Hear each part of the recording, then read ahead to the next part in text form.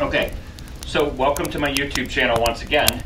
We're going to do something a little different today. So let me finish up my breakfast, and then I've written a story that I'm very pleased to share with everyone, but also a little bit afraid to share with everyone.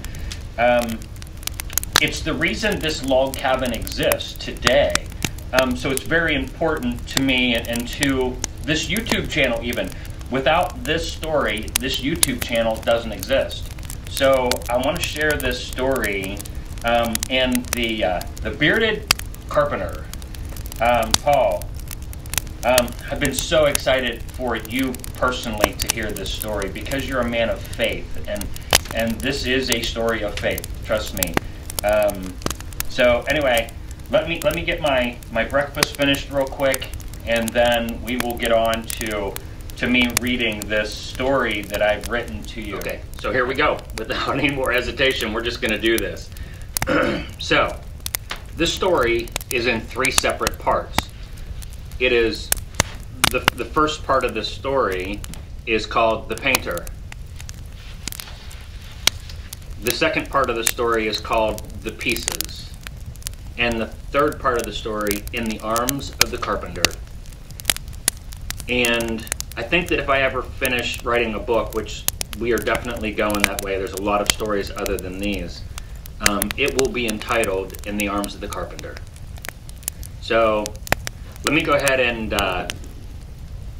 just start with the first story. I'm not sure if this is going to be a single video or multiple. It all depends on the length of time it takes me to tell the first part of this story. I'll decide whether or not we're going to break it into pieces, or if we're going to do it all in one shot. So anyway, let's go ahead and just take off. So I start the story with an introduction. Hi, my name is Jerry Tyson. Sometimes in life we have to face something that on the surface looks much bigger than we are. But with patience and the proper guidance, we can conquer things much larger than we think. So before I go on with my story, that one thing that I just mentioned right there was my divorce. I'm a family man, always have been. My wife, my kids, very important to me. There is nothing I wouldn't have done to keep that union together. I was not a man of faith. I want to be clear here. This writing is not as results of my marriage. It's as results of my divorce. I was not a man of faith. I was a man of great control. I knew what I wanted in life. I was very good at what I did. My work, my profession, my taking care of my family. I really thought I had it all together, but the truth is I did not. So in the midst of my divorce, I went into the deepest, darkest days of my life. And these stories are how I got out of that place and got into this life I live now, this sharing this lifestyle that I live now. These stories are how I got there. So that's why it's so important for me to share these, because there are other people right now living those same moments, those dark places where they have no answers. And I promise you that in these stories, there are keys and clues on how to get you from that place to a better place in life. So I've got a cat wanting to go outside, so I'm going to let the cat out, and then I'm going to get back and we're going to do some reading. So, and reading's not my strong suit either, so it'll probably take many of edits to get this thing right, but we're going to do it. The Painter. It's the early fall, 2018. One morning, as I woke, this thought popped into my head. I'm going to build a log cabin, was that thought. It was kind of strange because at this point, I had never once dreamed or even thought of building a log cabin. So where did it come from? It was as if someone else had given me this thought. All morning as I prepared for work, I tossed this thought around in my head. In my head, it looked like I was watching someone paint a beautiful picture. Now what do I do with it? What I mean by this is, do I keep the thought or throw it out? The more I was thinking about it, the more it looked like it might be possible. In life, I am a chimney sweep and have been most of my life. I feel like my customers are kind of an extension of my own family. So as I drove to my first stop of the day, I still have this new thought fresh in my head. In my mind's eye, it is a Lincoln log cabin. For those of you who don't know, that's a more modern style cabin. As I drove, I could start to see the painting come to life. Slowly the painter painted. I can see as he paints the front porch, the big wooden door, the kitchen, the loft, the big stone fireplace. Why is this painting so clear? Why all at once am I thinking about this? I felt as if the thought was pursuing me, not me thinking about it. It was almost as if this thought of building a log cabin won't leave me alone. If you are my friend or know me at all, when there's a new thought in my head, it comes out my mouth. I can't help it. It's just who I am. As I had mentioned before, my customers and I are very close.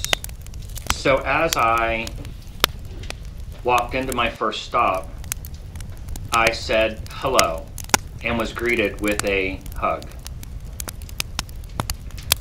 I started small talk with, I think next year I'm going to build a log cabin. Lincoln log, I said. As the words come out my mouth, I saw her light up like a Christmas tree. As she threw her hands in the air and said, "Why would you do that? When you can build a real, authentic 1800s log cabin?" To which I replied, "Because I don't have an 1800s log cabin." She said, "I do. And I want you to have it." That portion of the story is very humbling to me, because I know the life that I was in. I know the place that I was in, which was really a bad place. And to see those pieces come together from this side of it. You know, you're sitting here watching this video with me, and I've got a fire burning in the background and a kitchen stove and a loft, and you're seeing everything that the painter painted for me the first morning. So for me, this part of my story is very important. So I'm gonna keep going. She said, "Just the other day, we started looking for someone to take it down. The Amish was going to give us $1,000 US for it and cut it into flooring. But I would rather you have it, because if anyone can save it, it's you." Like that, it was done. I will tell you right now that none of this was her or I. It was absolutely orchestrated by a much greater power. Someone who knew we both had a need and whose timing is impeccable. It must be the painter. Now my only question is, why? So often over the last few years, I've had to stop and ask myself, why? In my life, I have found this question when asked to yourself, very useful. But when I ask God why, when it comes to His grace and guidance in my life, I only come up with more questions. I would say, just 4 years ago, I thought I was unqualified to speak to Him. And 5 years ago, I wasn't a believer at all, so why would I? So often now I just ask God why. Why me? Why do you love me? Why do you want me? Why would you look after me? Why do you make it so clear so I can see? So I have no control over when the painter will paint. This is how he reveals how the cabin will look. Sometimes, and more often than not, I will be sitting having coffee and supper at my brother's home with my mom, brother, and sister. As I start to relax, he starts to paint. My mind can often go in 3 or 4 directions at a time, but sometimes he gets my full and undivided attention.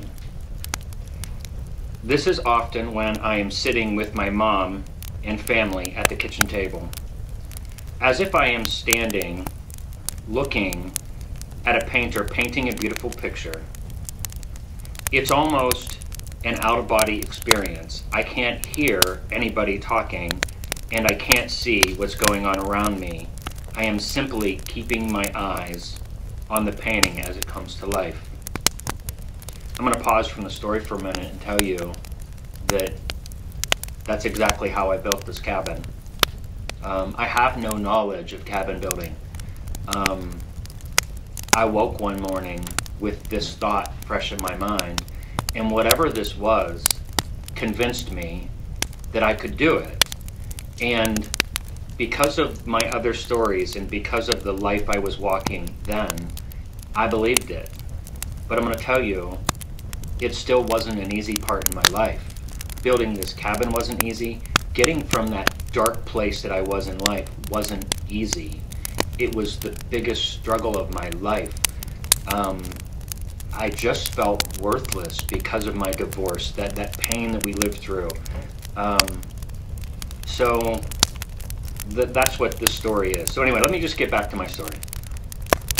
Before we move on, I want to say I am thankful for everything God has done in my life, for each and every one of life's lessons, no matter how hard they might have been. Over the last 4 years, He has let me tell His story in so many incredible, and some may even say magical, ways. I feel so blessed that He has called upon my name so many times, letting me live out adventure after adventure and then tell the story. I have to say that the more He teaches me, it gets easier and easier to trust Him. In most of my stories, God is a voice. And in most of my stories, He was asking me to reach out, to love on someone in His name. I've loved every minute of it, but what happens when the voice becomes more than just a voice? In the early fall, 2018, I went and looked at the log cabin. Although the cabin was in very rough shape, I had determined there would be enough usable wood to build a log cabin just like the painter had painted. So I spent the rest of the year trying to figure out how on God's green earth I was going to tackle this project on my own. I do not have a budget big enough to build a doghouse, not alone a log cabin. I have no idea how I'm going to get the old log cabin torn down, not alone to reconstruct it. I figured I would start taking it down in the late winter, early spring, 2019. So over the rest of the winter, I tried to find a crane or some other way to take it down, but it was dead end after dead end. I was not going to let this stop me. Now I just have to trust God has walked me into this. He will continue to walk me through it. As I stood looking at the cabin, it was like the painter was painting a beautiful, large maple tree along the south side of the house. Many of years ago, a maple seed must have fallen and found the perfect conditions to grow. Fast forward 50 or 60 years, and it's this seed that I will need to use to take the cabin down. So I picked up a winch for my truck and borrowed block and tackle from my brother. Each and every log will need to be winched into the tree and then lowered down the south side of the cabin to the ground. Quite honestly, this was going to be almost impossible. I had posted some pictures of the cabin to my Facebook when I got some of the best advice that has ever been given to me. It was my friend, Chip Judge. He said, one log at a time. Don't stand back and look at the entire project or you'll get overwhelmed. This, my friends, worked so well. Now, all I had to do was focus on getting one log to the ground. Using this method, within about a week or two, I had the cabin all down and moved home. I didn't know at what point I would start to build, but I figured in the summer 2020. Anyway, that's the first part of my story, and I'm going to leave it at there for now. The next part is going to be called The Pieces. In this story, basically was the vision behind building what you've all got to watch me build here. And I'll tell you, there was no intention for a YouTube channel. I was simply trying to live life and was trying to actually figure out why I was even doing the videos. I felt drawn to do them, and I've got a lot of comments about the videos not being quite complete. You have to understand, I was not shooting a YouTube channel. I was simply trying to shoot some videos to show my Facebook family and friends that I was living life again. They all seen me in the darkest days of my life. And trust me, walking out this cabin in faith helped bring me back to life. So I think I'm going to leave you at that for today, for this video. Anyway, thanks for joining me for this part of my story. Take care, and God bless.